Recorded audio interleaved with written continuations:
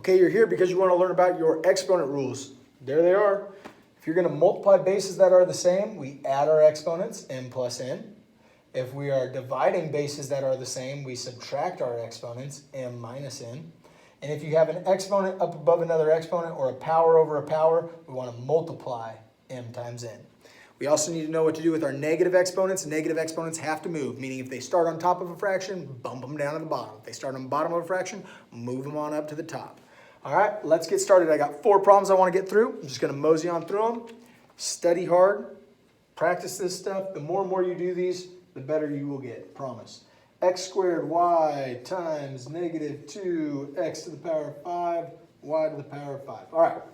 All you're going to need to use here is our product rule. Product rule is when we are multiplying bases that are the same, we add our exponents.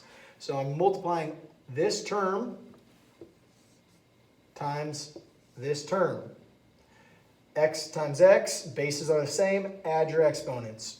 2 plus 5 makes 7. Y, we don't have a number up here. We don't see it, okay? What I would tell all my students to do in this case is write the number down. There technically is a 1 there. Now that you see it, you won't forget about it. 1 plus 5 makes 6. A lot of times if you don't see it, kids will treat it as if it's nothing or a 0, and they'll just put the 5 down, and they'd be 1 off. Negative 2 doesn't have anything in front of this term. There's no other coefficient. We're not multiplying it by anything, so it's just going to remain negative 2. We've got a positive exponent, We're going to keep it as it is. We are done with this problem. Okay? So I'm going to write down a new problem. If you want to pause it, work it out, and then watch me work through it to see if you get the same result, that would be a great way to go through this video. Okay, this next one we're going to use the quotient rule. We're going to be dividing. So if I said 6 xy power of 6 power of 4, we're going to put a 9 down there. Xy, put an 8 and a 3. Okay, quotient rule says what do we need to do with our exponents if we are dividing bases that are the same? X and x, I need to subtract 6 minus 8.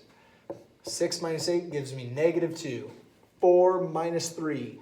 4 minus 3 is going to give me a 1. I don't show the 1 though. There's no sense in showing it. We as mathematicians need to know that if we see the term of y, we know there's a power of 1 up there. 6 over 9. Okay, 6 over 9, however, 6 ninths. If I wanted to simplify that, these are not exponents. So we're not subtracting them. Sometimes I'll see kids want to subtract those values. These are exponent rules. You subtract and add, multiply your exponents.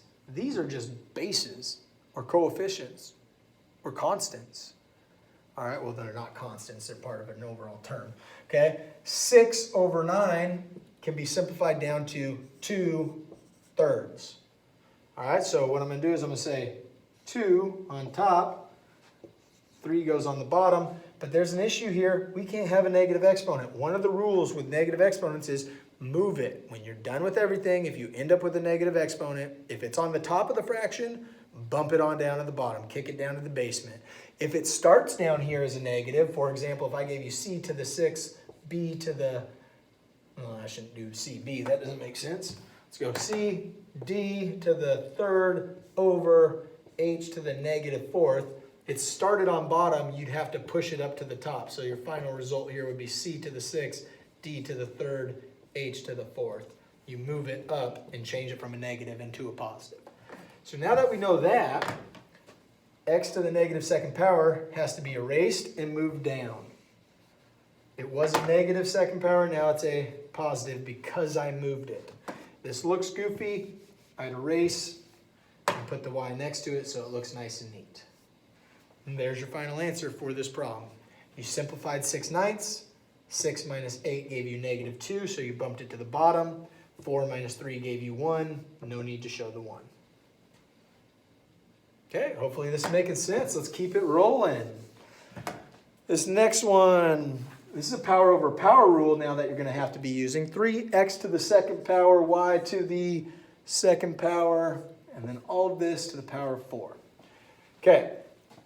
We are now using power over power rule, which tells me that if I have an exponent outside of the parentheses, it's got to go whoop, whoop, whoop, distribute to all 3 of the parts inside. So I'm going to go there, there, and there. And I encourage my students to put a 1 up above the 3. Why would you put it there? Because if you see it, it's going to help eliminate possibilities of making a mistake. Okay? 1 times 4, 3 to the 4th. 2 times 4, x to the 8th. 2 times 4, y to the 8th. Take 3 to the 4th power and turn it into a new number. 3 times 3 times 3 times 3, 9 times 9, 81 is what it's going to come out as. So you end up getting 81 x to the 8th, y to the 8th. If you're not sure how I got 81 right there, 3 to the 4th power is 3 times 3 times 3 times 3, 4 times. Those make a 9, those make a 9, that makes 81. Okay, let's go through one last and final problem. Make sure you have a strong understanding of this and you can tackle it on your own. Hopefully you guys are tested on this soon and you ace your test. We got negative 3xy to the power of 3, or cubed, times negative 9x. What goes right there? I've said it like 3 times in this video, right? We should put a 1.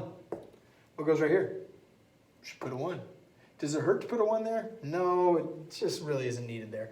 Okay, I look at this and I treat it as 3 completely separate problems. 3 completely separate problems. I'm going to say, let's just multiply those two values. Negative 3 times negative 9 is going to make positive 27. X to the first power times x to the first power is going to make x to the second power. Y to the third power is not multiplying by any other base y, so it's just going to remain y cubed.